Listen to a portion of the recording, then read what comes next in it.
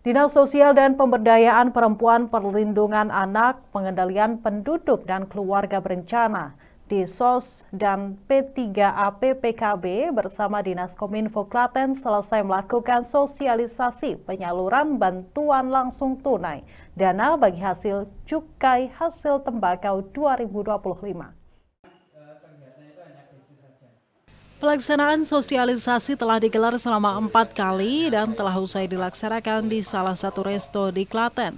Peserta sosialisasi dari seluruh kepala desa dan camat di Klaten dengan menghadirkan berbagai narasumber dari Pemkab Klaten, Kejaksaan, Kepolisian, dan Komisi 4 DPRD Klaten.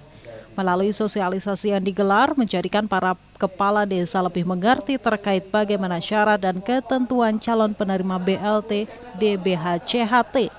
Adapun proses pencairan BLT tersebut setelah dilakukan sosialisasi akan dilaksanakan usulan terkait calon penerima BLT DBH-CHT yang dilakukan oleh Kades.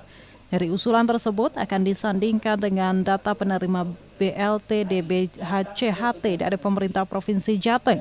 Kemudian dari hasil penyandingan itu dilakukan verifikasi oleh Disos dan P3AP PKB Klaten.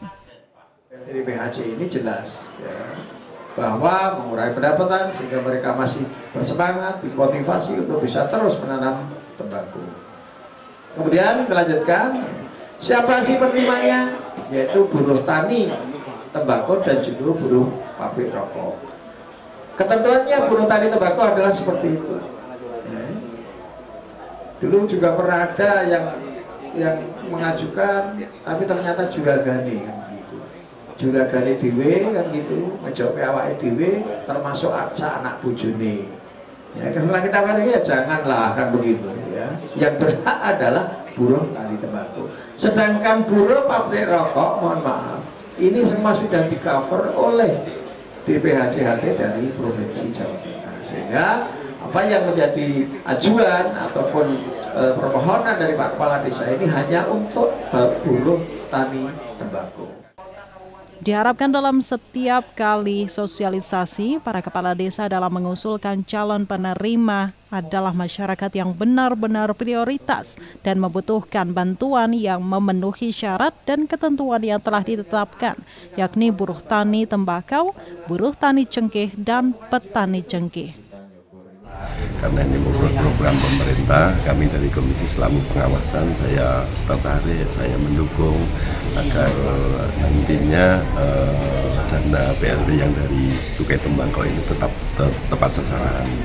Nah, jadi saya sampaikan kepada aparat desa, terutama kepala desa yang rawuh di sini, jangan sampai memberikan informasi yang tidak valid. Karena di tahun ini kebetulan ada pengurangan kuota. Ini saya harus sampaikan kepada aparat desa, kepala desa khususnya, jangan sampai yang menjadi ini kan yang di pihaknya adalah petani buruh tembakau, buruh tani yang lainnya juga akan ikut. Nanti kebetulan kami ada dari Kajari yang ikut mengawasi untuk ini. Jadi saya mohon dengan hormat lagi sangat kepada Indonesia supaya tepat sasaran itu.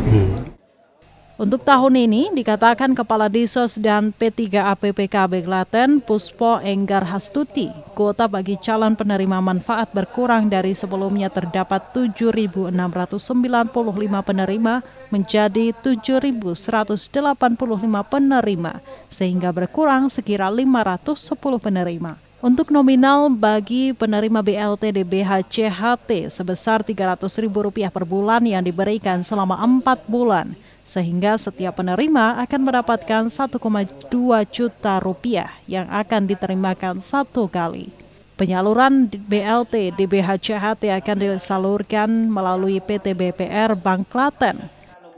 Dari kepala desa sini hadir, bisa menjadi lebih tahu bagaimana syarat ketentuan calon penerima BLT DBH-CHT yang notabene ini saat ini kita lakukan sosialisasi. Setelah sosialisasi ini selesai, nanti akan dilaksanakan usulan oleh kepala desa, yang setelah itu akan kita sandingkan data tersebut dengan penerima BLT dari DBH-CHT Provinsi Jawa Tengah. kemudian hasil penyandingan itu nanti akan kita lakukan verbal teman-teman di dinas.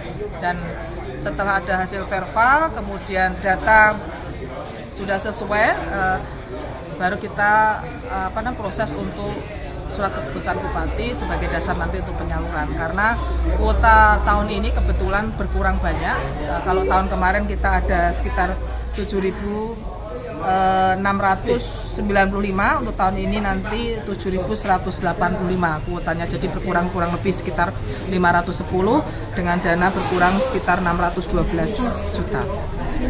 Tadi yang saya selalu sebut, antara jumlah data dan dana itu lebih banyak data, sehingga kami butuh koordinasi, kerjasama, bantuan dari Pak Lurah bisa mendapatkan atau mengusulkan data ke kami yang benar-benar prioritas yang menurut pemerintah desa ini warganya betul-betul buruh petani tembakau dan membutuhkan bantuan ini. Dan juga tadi saya tekankan hanya satu kakak satu. Dan juga tadi kalau ada suami istri, kebetulan suaminya mohon maaf unsur dari salah satu tadi, ya tetap tidak bisa. Jadi ya memang satu keluarga itu memang menurut saya tidak ada unsur PNS-nya, tidak ada unsur perangkat desanya, kepala desanya, TNI Polri. Tim Liputan Klaten TA TV.